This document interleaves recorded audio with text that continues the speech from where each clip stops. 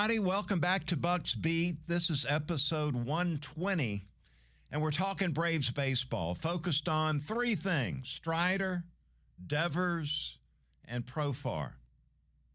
Braves country experienced some joy last week, and that is a great thing after the struggles we've been through so far this season. Joy has been hard to come by with our Atlanta Braves. Had Spencer Strider step up and shut down the Rockies last week, and I couldn't be more pleased with what I was able to see. His high-velocity fastball was back.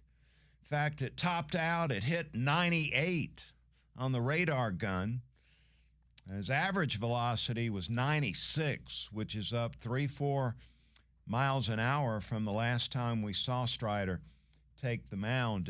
And that's not the only good news. The more good news with Strider is that he had command of his off-speed stuff, specifically the slider, which he was locating so very well against the Rockies, against right-handed batters, burying that slider low and away in the zone, a little bit out of the zone, and got 7 of his 13 strikeouts with that dominating slider that he's back showing off. Struck out 13, 8 scoreless innings. 6 scoreless innings is what it was. And tell you what, that is the best thing I got to see last week with Spencer Strider, getting back to being Spencer Strider. He's officially back, and it's really encouraging as we look forward. With Sale, looks like an all-star to me. I don't know about you, but Chris Sale, one of the best pitchers in the game again this year. We got Swelly stepping up in his first full big season in the big leagues, pitching really well.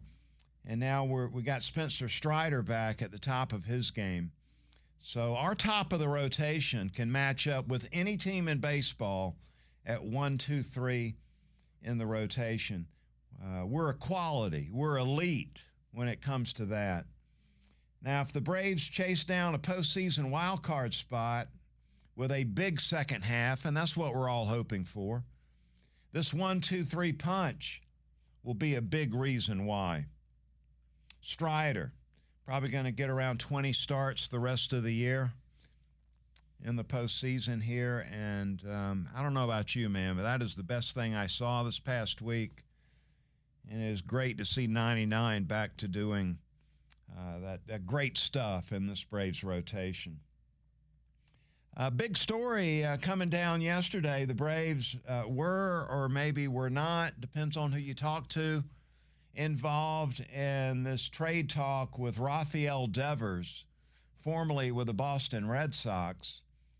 A lot of smoke and mirrors out there, and there usually is this time of the year. It's hard to tell what's fiction and what's fact. But San Francisco Giants ended up doing the deal for Devers, gave up a starting pitcher and 3 prospects, and they took on Devers and his bat. Need a little more production offensively, the Giants do. And they also pick up the rest of his big money contract, and we're talking about 8 years, $220 million. How would you like to pick up that contract? Roughly about $28 million a year for the next 8 years. Devers, when you look at his career so far, he, the season career average, 24 home runs and 77 RBI. I don't know about you, but for $28 million, I'm expecting a little more than that. Plus, he doesn't fit the Braves' way. The Braves' way of being a good employee, a good teammate, not causing friction among the team. Devers, as you probably realize, publicly criticized the Red Sox for not trying to get him moved out of that third base position with a off-season acquisition.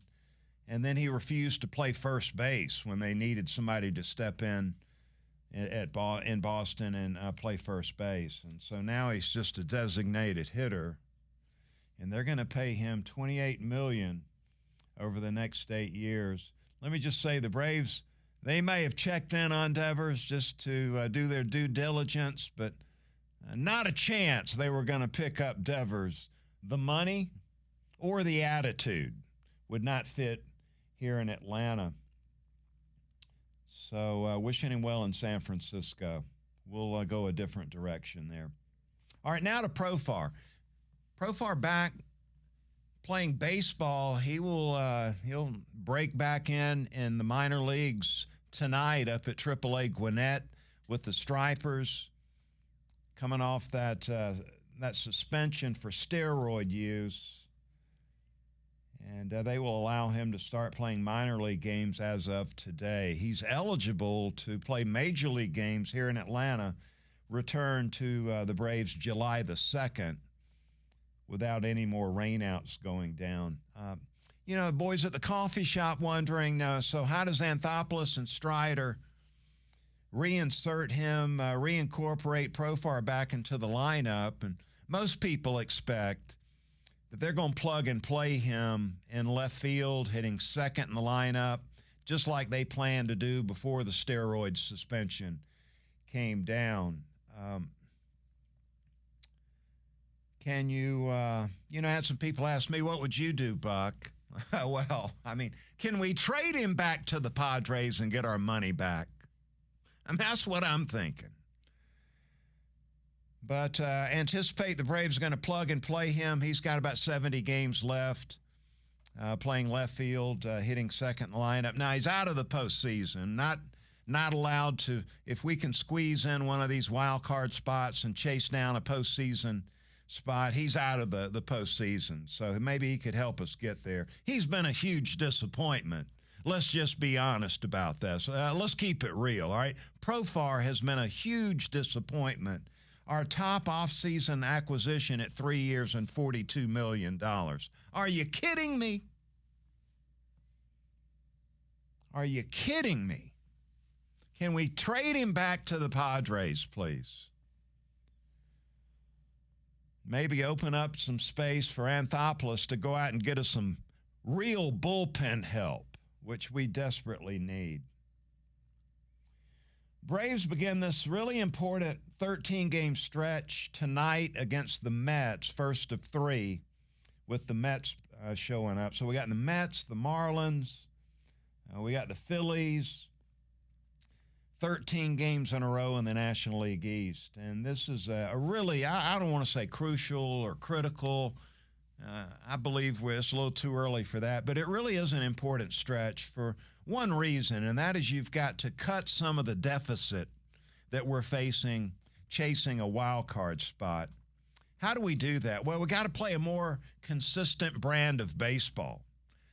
The rotation, we can count on that rotation to come out and give a quality performance, 1 through 4, maybe with Elder pitching like that. We got 5 guys we can count on to give us a shot to win most nights.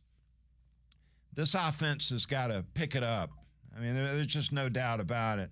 Got to pick it up, more production offensively. We can't be scoring 11 runs one night, and then for 2 weeks we score 1, 2, 3 runs. That's not going to get it done.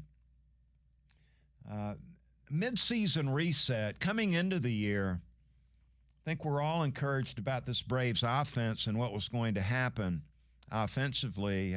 We came in with a top 3 batting order in Major League Baseball. Ran into something on ESPN.com today where they reset these batting orders, these lineups. Braves checking in now, here close to midseason, at number 14. Started the season as a top 3 offense. So, look, Riley and Olsen got to pick it up. Those power numbers got to get trending back in the right direction. Need Albies and Harris to step up. Albies has shown some signs of getting untracked, and certainly Harris, if we can stop chasing those balls low out of the strike zone, maybe Money Mike Harris can take off coming up in the second half of the season. Look, the big weakness and what I was concerned about coming into the year was the bullpen. lost Joe Jimenez and A.J. Minter. Anthopoulos chose not to replace those guys, just promoting Dylan Lee and Pierce Johnson. That has not worked out. Bullpen, one of the worst in baseball. I don't know what the numbers are saying, but I tell you, the eyeball test tells me the other team, the teams we face, it seems like their bullpen is better than ours almost every series.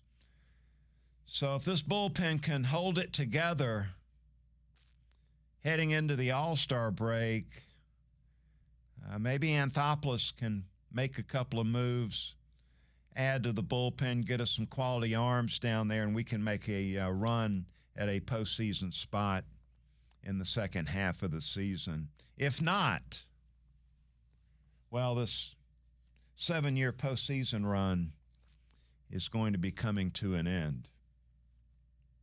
All right, that's going to do it for podcast episode 120. Got Profar coming back. What will he bring to the table? We'll talk some more about that in the coming weeks. Our top off-season acquisition. Can you believe it? Unbelievable. And got to get this bullpen fixed. Score some more runs. If we can do that, the second half might be interesting. And the Braves might give us another postseason run. Looking forward to seeing what happens, by the way. That'll do it for episode 120. Remember, the Buck Belue Show on 680 The Fan. When the Braves don't play at 7, I'm on the air from 6 to 8 in prime time. Loving that. And also Saturday mornings, 9 to noon.